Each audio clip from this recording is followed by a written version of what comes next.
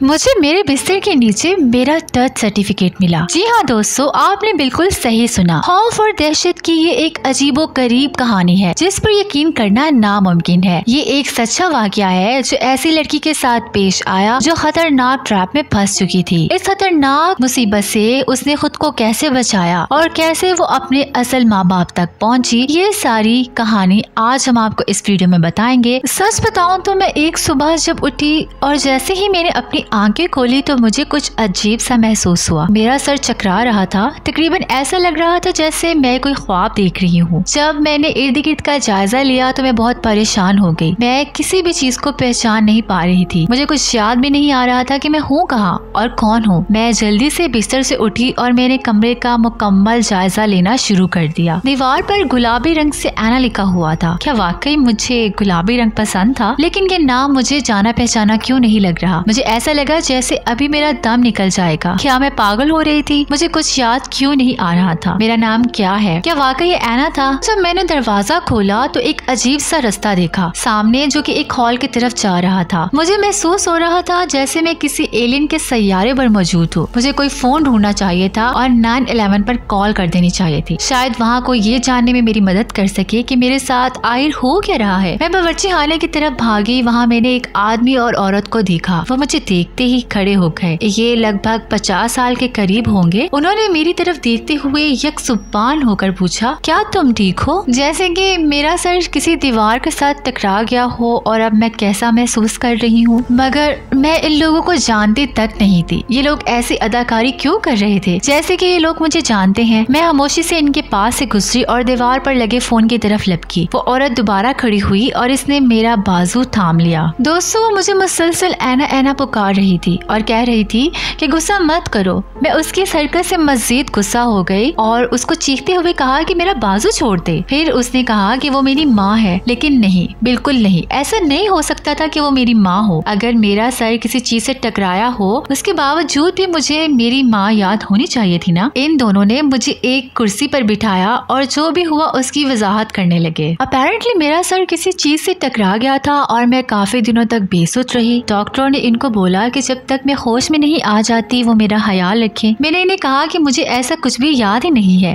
ये मेरा घर है, मेरे वालिदैन है, ऐसा कुछ भी मुझे याद नहीं। वो दोनों काफी परेशान हो गए और मुझे थोड़ी सी शर्मिंदगी भी महसूस होने लगी। शायद मेरे साथ कुछ वाकई बुरा हुआ था। मेरी आंखों से आंसू निकलने लगे और इसी वक्त इस औरत ने एक बेबी बुक निकाली और मुझे मेरे बचपन की तस्वीर दिखाने लगी और मुझे मानना ही पड़ा कि ये तस्वीर में मौजूद जो लड़की थी वो तो बिल्कुल मेरे ही जैसी थी। मेरे अंदर का खौफ और बढ़ने लगा। शायद वाकई मेरे वालिदैन हैं। मैंने उन्हें फिर से बताया कि मुझे कुछ भी याद नहीं। इस औरत ने मेरी कमर सहलाई और कहा कि सब ठीक हो जाएगा। उन्होंने कहा कि हम सब मिलकर पता लगाएंगे कि मेरे साथ क्या हुआ। वो बहुत खौफजदा थे कि वो मुझे खो देंगे, मगर अब वो निहायत खुश हैं कि मैं ठीक हूँ। ये औरत मुझे मेरे बेडरूम में ले गई और कहने लगी कि मुझे कुछ देर और सोना चाहिए। मैंने कुछ घंटे मजीद सोने का सोचा और बेचैनी के आलम में मुझे अजीबो गरीब ख्वाब आने लगे। दोस्तों, क्या आपकी जिंदगी में कभी ऐसी रात आई जहां आपको ऐसा महसूस हुआ हो कि कुछ भी ठीक नहीं है? एक बार मेरी आंख खुली तो मुझे मेरे कमरे के बाहर से कुछ आवाजें आती सुनाई दी। मैंने कान लगाकर सुनना चाहा कि ये लोग आखिर क्या बोल रहे हैं। मैंने सुना कि मेरे वालिद साहब इज़्तिराब में थे। मेरे बारे में कह रहे थे कि मुझे इंतहाई निगहदाश्त की जरूरत है। मुझे काफी शर्मिंदगी हुई कि मैं कितनी गलत थी। ये तो मेरे खैर हुआ है। मैं वाकई पागल हो रही थी और ये लोग बिल्कुल ठीक सोच रहे थे मेरे बारे में। लेकिन मैं अस्पताल दाखिल नहीं होना चाहती थी। क्या पता अगर मैं पागलों के अस्पताल में जाऊं और वो लोग मुझे वाकई ही समझे कि मैं पागल हूँ और अपनी बाकी की सारी जिंदगी मुझे वहीं गुजारनी पड़े। अगले कुछ दिनों के लिए मैंने खुश रहने का नाटक किया क्योंकि मैंने पागल खाने जाने की बात सुनकर काफी बुरा महसूस किया था।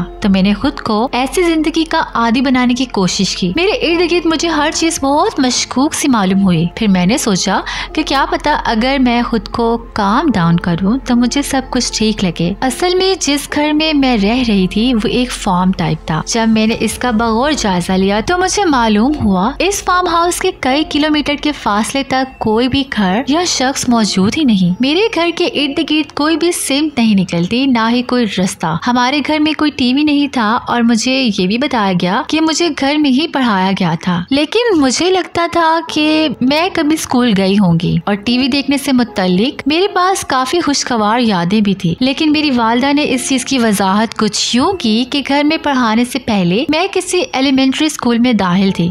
सच बताऊं तो मैं आहिस्ता आहिस्ता पुरसकून होने लगी। दिन के दौरान मैं फार्म में काम करती, जानवरों का ख्याल रखती, पौधों को पानी देती और फिर रात में अपनी वालिदा की मदद करती खाना पकाने में। मैं काफी मुतमईन थी, लेकिन फिर भी कहीं न कहीं मेरे अंदर कुछ शुबहात मौजूद थे। कुछ दिनों के बाद मुझे सब कुछ जानना पहचाना लगने लगा और मैं आहिस्ता आहिस्ता इस तर्ज जिंदगी की आदी होने लगी। दोस्तों, कहानी का असल ट्विस्ट तो अब स्टार्ट होता है, क्योंकि अब मुझे कुछ भी अजीब नहीं लग रहा था। शायद मैं दोबारा से वैसी ही पहले जैसी नॉर्मल लड़की बन गई थी। एक रात जब मैं सोने के लिए अपने बिस्तर की तरफ जा रही थी तो मैंने बिस्तर के पास एक चमकती हुई चीज देखी। ये एक गोल्डन नेकलेस था जिस पर डी लिखा हुआ था। मेरा दिल थम सा गया। ये पेंडेंट कहाँ से आ सकता है? क्या ये मेरी किसी दोस्त का था या इस कमरे में मुझसे पहले भी कोई रहता होगा? अगर ये मेरा ही है तो इस लव्स डी का क्या मतलब हो सकता है? मैंने सोचा अपनी वालिदा से पूछती हूँ, लेकिन दूसरे ही पल मुझे ख्याल आया कि मुझे इस बात को खुफिया रखना चाहिए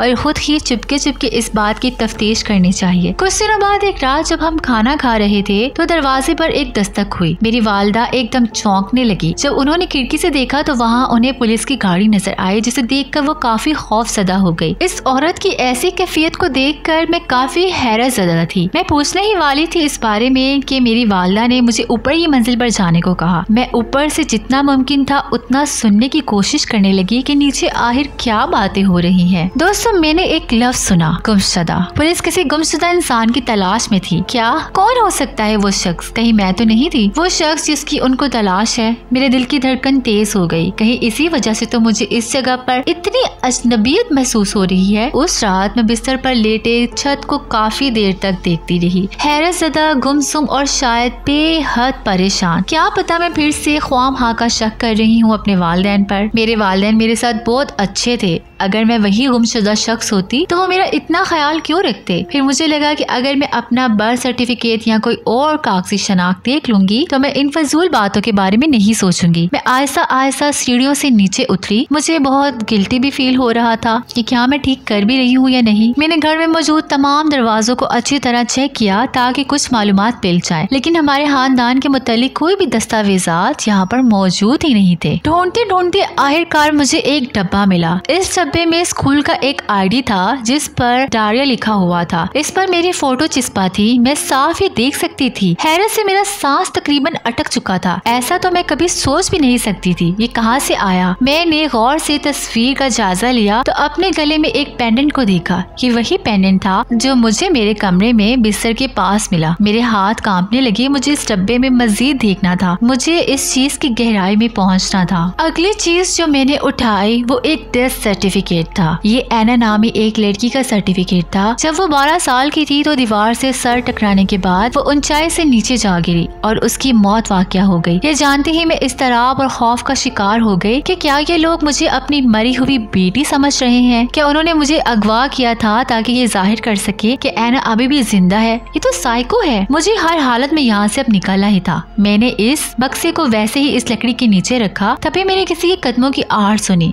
जो मेरी ही सिमत में आ रहे थे। मैंने चुपके से वहाँ से निकलने की कोशिश की, लेकिन ये जिसके भी कदमों की आहट थी उसे मेरी मौजूदगी का इल्म हो चुका था। मैंने पास से एक खिड़की की जानिब देखा और सोचा ये वही एक वाहिद रास्ता है जहाँ से मैं बाहर निकल सकती हूँ। डेस्क पर पड़ा मोबाइल मैंने पकड़ा और लकड़ी की ये खिड़की खोली। उस औरत ने कमरे का दरवाजा जैसे ही खोला वो हैरान रह गई। मुझे सच का पता चल चुका है। मैंने खिड़की से फौरन छलांग लगा दी और भागना शुरू कर दिया। मुझे महसूस हो रहा था जैसे मेरे सारे जिस्म को आग लग चुकी है। जितना तेज मैं भाग सकती थी मैं भागने लगी, लेकिन मैं किस जगह जा रही थी ये मुझे अंदाजा भी नहीं था। मीलों तक यहाँ कोई न था और ये बात मुझे अच्छे से मालूम थी। थोड़े फासले पर जाकर मैंने देखा कि वो भी घर से निकल रहे हैं। दोस्तों, मैं पास से एक फसल में छुप गई। मेरा दिल जोर जोर से धड़क रहा था। मैं परेशान थी कि अगर मैं पकड़ी गई तो ये दोबारा मुझे अपने घर ले जाएंगे तो मेरे असल वालिदैन को कभी पता ही नहीं चल पाएगा कि मेरे साथ आखिर क्या हुआ। मैं इस फसल में मजीद कुछ घंटे पौधों में छुपी रही। मैंने उनके कदमों की चाप सुनी और बैटरी की रोशनी मेरे करीब आती मुझे महसूस हुई। कांपते हाथों के साथ मैंने फौरन 911 पर कॉल की। मुझे पुलिस को यहाँ बुलाना ही था। फोन पर घंटी जा रही थी। अगर मैं ऐसी सूरत में ऑपरेटर से बात करती तो यकीनन ये मेरी आवाज सुन लेते और मुझे पकड़ लेते। ऑपरेटर ने फोन उठाया और हेलो कहने लगे। 2-4 बार हेलो कहने के बाद उसने पूछा कि अगर मैं किसी ऐसी सूरत हाल में हूँ जहाँ कुछ भी बोलना मेरे लिए खतरनाक है तो मैं 1 का बटन दबाऊं। मैंने फोन की रोशनी को छुपाते हुए फौरन 1 का बटन दबाया। उसने पूछा क्या मैं खतरे में हूँ। मैंने दोबारा से 1 का बटन दबाया। मैं बहुत खौफजदा थी कहीं ये लोग मुझे देख न ले। तभी ऑपरेटर ने मुझे बताया कि पुलिस मुझे ढूंढते हुए निकल चुकी है। ये सुनते ही मेरी जान में जान आई। तभी इस आदमी ने अपनी बैटरी की रोशनी से मुझे ढूंढ लिया। मैं जितना